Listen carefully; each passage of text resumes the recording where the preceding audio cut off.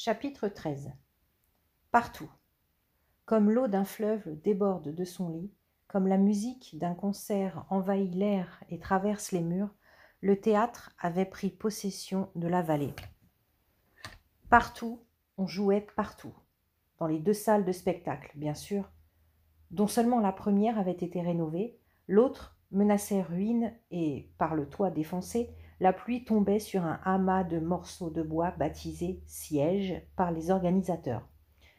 Mais aussi dans la cour de l'hôpital, sous les hangars de la coopérative agricole, dans le salon de l'adjoint au maire, 20 places, dans le kiosque du jardin public, sous le ficus géant du quartier nord, 300 places, sous les capoquiers de la place Néru, 250 places, sous le magnolia tricentenaire du marché, 100 places, dans les 2 écoles chrétiennes, dans les 3 écoles hindouistes, dans l'école musulmane, dans le garage Toyota, 200 places, devant les cages de la Société protectrice des animaux, 50 places, même à l'intérieur de la caserne des pompiers, dont le capitaine avait décroché le téléphone pour n'être pas dérangé par une urgence.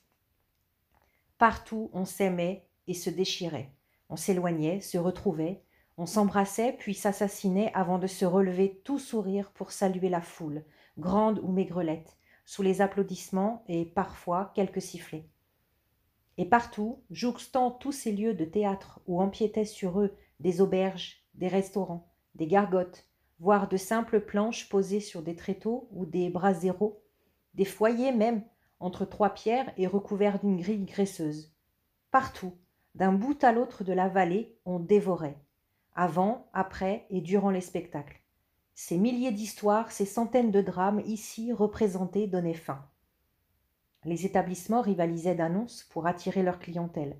Sur des bannières ou des banderoles, sur des panneaux fixes ou circulant dans la ville entière, portés à dos d'hommes, des repas spéciaux, adaptés, étaient offerts à nos amis les comédiens, à nos hôtes admirés, à vous, explorateurs de l'âme.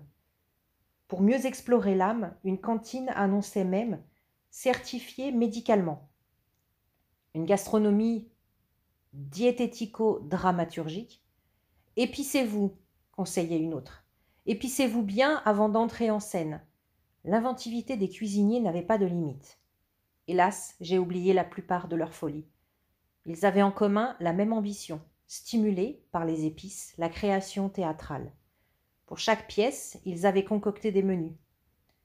Je me souviens du déjeuner Don Juan, salade de lentilles au curcuma, beignets de morue au gingembre, chocolat au curry et au citron.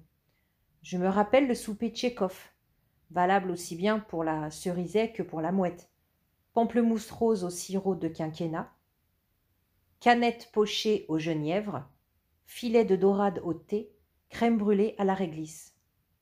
J'avais beau passer le plus clair de mon temps avec mon nouvel ami, le Brestois indien, le policier mondialisé, je continuais de chercher mon frère, et nulle part ne le trouvais. « Vous ne l'avez pas vu ? Grand, près de 6 pieds, assez beau, je dois dire. Mais si, voyons, vous ne pouvez pas le manquer. Quand il regarde les filles, on dirait qu'il les mange. Il croit qu'il joue bien de la guitare, en fait pas du tout. » On me regardait d'un drôle d'air, on devait me prendre pour une folle, on haussait les épaules. « Votre frère ? Inconnu chez nous. » L'autre absence, c'était celle des accents. Pas trace du moindre tréma ou de la plus petite clouquica dans toute la vallée. Après une semaine de recherche infructueuse, je pris mon courage à 2 mains. Une fille qui court après des accents, c'est ridicule, non ? Et questionnai mon Brestois. Il me montra la montagne. Je ne vous ai pas encore parlé d'elle, et pourtant, c'est le personnage principal de la région.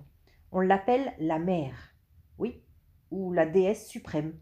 De toute sa masse, de toute son immobilité, de tout son silence, elle domine la vallée. Comment supporte-t-elle, à ses pieds, notre agitation d'humain, le vacarme de nos discussions passionnées ? Mystère. Et quelles odeurs lui parviennent, à l'altitude qui est la sienne ? Le parfum des épices ou la puanteur de nos écoulements intimes ? Je veux parler de nos diarrhées, conséquence de notre passion pour ces mêmes épices. Autre mystère. Tu vois le sommet ? Je vois. C'est la patrie du vent. Là-haut, notre planète, qui tourne comme tu sais, se frotte au ciel qui reste immobile. De ce frottement vient le vent. Un vent terrible, un ouragan perpétuel. Sans crampons sous les pieds, on se fait emporter. Et en dessous, le glacier, tu le vois? Je le vois. Ils sont là. Qui donc? Tes amis les accents. Je dois y aller.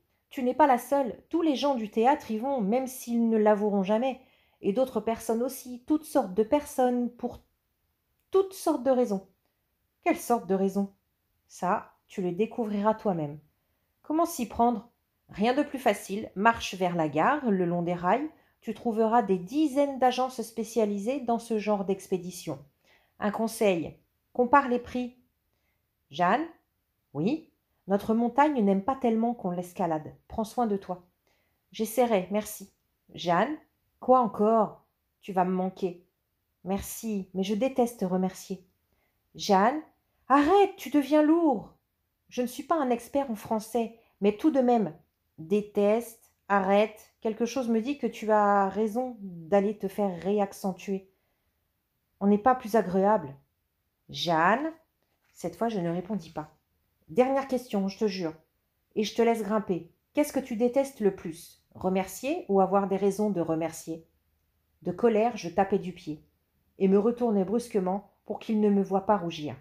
Et laissai là, sans un mot, cet impudent binoclard.